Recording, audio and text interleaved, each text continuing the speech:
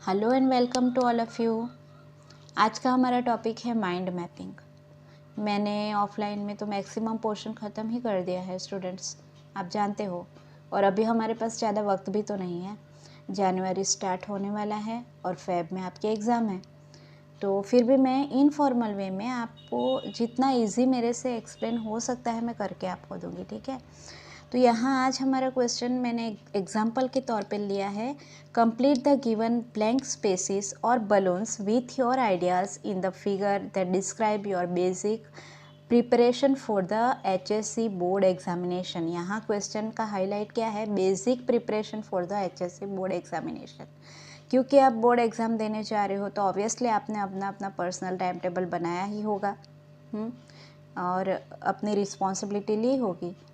तो आपने सबसे पहले क्या किया होगा, या तो जिन्होंने नहीं बनाया अभी अभी पढ़ना स्टार्ट किया तो सबसे पहले वो क्या करेंगे एग्जाम्पल के तौर पे। तो सबसे पहले आप देखोगे कि आपके पास टेक्स्ट बुक्स अवेलेबल है, क्योंकि बहुत सारे स्टूडेंट्स ऐसे होते हैं जो टेक्स्ट बुक नहीं रखते हैं। टाइम पे लेने वाले 4 दिन पहले पढ़ने वाले बच्चे होते हैं बहुत सारे।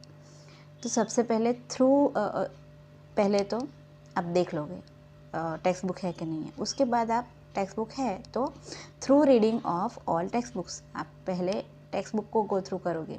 बहुत सारे ऐसे स्टूडेंट्स भी हैं जिनको ये भी नहीं पता होता कि टॉपिक्स कौन से हैं टेक्स्ट बुक के अंदर होता है ऐसा। कोई बात नहीं है, जब जब जागो तब सवेरा, है ना। तो पहले तो गो थ्रू हो जाओगे। यार होशियार बच्चे होंगे क्या करेंगे, टीचर ने जो कॉलेज में पढ़ाया होगा वापस से एक बार पढ़ लेंगे। अगर टेक्स्ट बुक से कुछ समझ में नहीं आ रहा या कुछ पॉइंट्स आपको बहुत डिफ़िकल्ट लग रहे तो आप सपोर्टिंग मटेरियल ढूंढोगे, गाइड हो गया या कुछ भी सपोर्टिंग मटेरियल जो भी है। उसके बाद आप क्या करोगे, नोट्स बनाओगे, है ना। नोट्स रेडी हो गया, टेक्स्ट बुक भी गो थ्रू हो गया आपका, आपने मटेरियल भी स्टडी मटेरियल जो एक्स्ट्रा आपको लेना था वो भी ले लिया। टाइम टेबल प्रॉपर फ्रेम करोगे आप। टाइम टेबल फ्रेम करने के बाद टाइम टेबल कैसा बनाओगे, एकदम हैक्टिक स्ट्रिक्ट नहीं।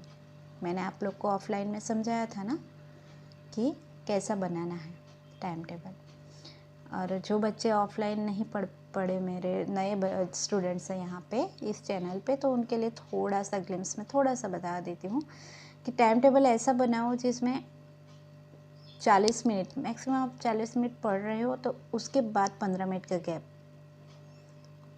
15 मिनट या 10 मिनट का गैप कम से कम आप रखना ज़रूर। लेकिन उस 10 मिनट में आपको सोशल मीडिया पे नहीं जाना है, ठीक है। पहले थोड़े दिन आपको टफ़ लगेगा, अरे बाप रे 40 मिनट एक साथ बैठना पढ़ने के लिए, क्योंकि कुछ बच्चों को हैबिट नहीं होती। तो आप अपने अकॉर्डिंग टाइम टेबल बनाना और कोशिश करना कि उस टाइम टेबल को मेंटेन रख सको। तो टाइम टेबल बनाया आपने, उसके बाद क्या है, मेंटेन और प्रॉपर शेड्यूल, जो आपका शेड्यूल बना हुआ है उसको मेंटेन करना। इसके साथ साथ आपको क्या करना है, अपने हेल्थ का ध्यान रखना है। Eat healthy to stay healthy, अच्छा खाना है, जंक फूड अवॉइड। ओके, तो eat healthy to stay healthy. अगर बॉडी हेल्दी होगी तभी दिमाग आपका सपोर्ट करेगा, दिमाग शांत होगा तभी आपका बॉडी भी सपोर्ट, एक दूसरे के साथ ये लोग जुड़े हुए हैं, ठीक है। तो अच्छा खाना खाना, जंक फूड अवॉइड करना हो सके जितना, चाय कॉफ़ी वगैरह जैसी चीज़ों को अवॉइड करना, ठीक है। उसके बाद प्रॉपर रेस्ट माइंड को देना बहुत ज़्यादा ज़रूरी है। ऐसा नहीं कि सुबह 4 बजे का टाइम टेबल बना दिया और 4 दिन उठे, 5वें दिन तो मस्त से नींद आ रही, वैसा नहीं। आप फ्रेश मूड में, आपका टाइम टेबल है तो आप अपने अकॉर्डिंग बना, ठीक है। अच्छी नींद लेना बहुत ज़्यादा ज़रूरी है, उसका मेमोरी पावर के ऊपर बहुत बहुत इफ़ेक्ट होता है। तो इस तरह से हमने पॉइंट्स देख लिए कि क्वेश्चन में था कि basic preparation for the HSC board examination. तो हमने देखा कि through reading of all text book, then read support material, make notes, manage timetable, then maintain proper schedule, eat healthy to stay healthy, take adequate rest, eat and sleep well। उसके बाद last में सारा schedule वगैरह अच्छे से चल रहा है, लास्ट में क्या करोगे, थोड़े दिन जब बाकी रहेंगे पेपर सॉल्यूशन स्टार्ट करोगे। लास्ट जो प्रीवियस ईयर के पेपर्स होंगे ना वो सॉल्व करना स्टार्ट कर दोगे, है ना। तो इस तरह से हमें माइंड मैपिंग प्रिपेयर करना है, बहुत इजी है। Presentation of mind mapping is very very important. कोई भी क्वेश्चन हो, कोई भी आंसर हो, उसका प्रेजेंटेशन बहुत ज़्यादा ज़रूरी है, अट्रैक्टिव हो, स्पेशली राइटिंग स्किल के अंदर। यहाँ पे बलून्स बनाए हो उन्होंने, आप स्क्वायर बना सकते हो, आप राउंड शेप में बना सकते हो, ठीक है। तो इस तरह से अच्छे से प्रेजेंट करना और मेन पॉइंट्स आप लिखना ज़रूर। ओके, आई होप आप लोग को ये मैंने जो इजी वे में समझाने की कोशिश की आपको समझ में आया होगा।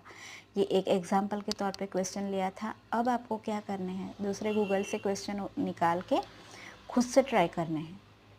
तो 2 3 4 5 ऐसा करोगे ना तो आपको आराम से बैठ जाएगा दिमाग में, आपको कॉन्फिडेंस आ जाएगा, ठीक है।